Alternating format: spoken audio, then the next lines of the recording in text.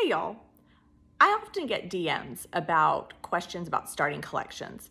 It'll be sometimes for people's mantles or bookshelves, and oftentimes it's about Staffordshire dogs or ginger jars.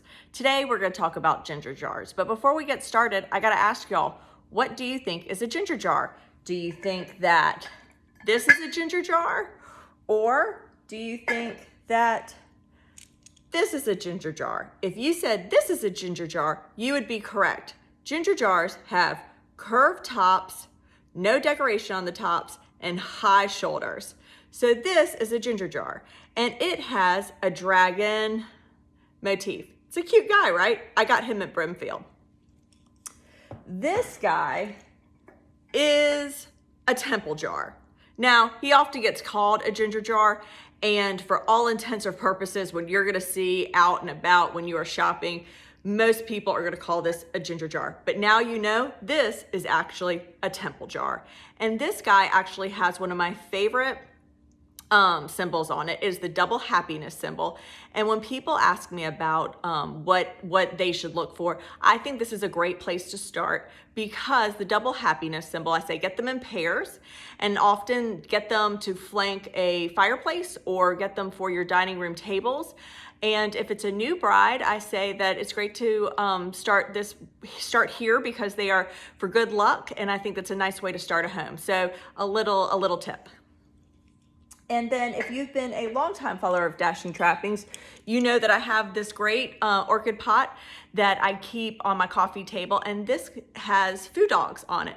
And oftentimes you'll see traditional Chinese animals like a food dog or lions or other things, bears sometimes you'll see, and I think these food dogs are pretty cool. Now, if food dogs or dragons or double happiness don't do it for you, there are lots of floral designs that you'll see. And this is a good example. And I bring up this tall vase because something you do want to do when you're doing these collections is cluster them together in threes. And a nice way to do that is start with something tall and do something maybe fat and do something smaller. So remember, you want to do it in threes and in different sizes. And oftentimes if you'll see the seasons or florals, so look for leaves or something with flowers or trees or something blooming, but this one's a nice example of something floral.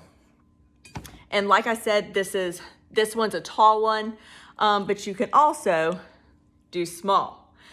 Now, blue and white happen to be the most traditional and the most popular, but you can absolutely go and look for something else. There are many different, even in the traditional sense of them, there are multicolored ones. And if we had longer, I would go into, there's different, there's ones from, this is the traditional look from China, but there's traditional looks from Japan. There's different colors from China. That's a different video for a different day. And then more modern days, more modern takes on it. I think Dana Gibson does a great updated looks. We have on the website some really fun looks with her with hot pinks and turquoise. So anyway, I'm here to help and would love to answer any questions that you have, and hope you have a great long weekend. Take care.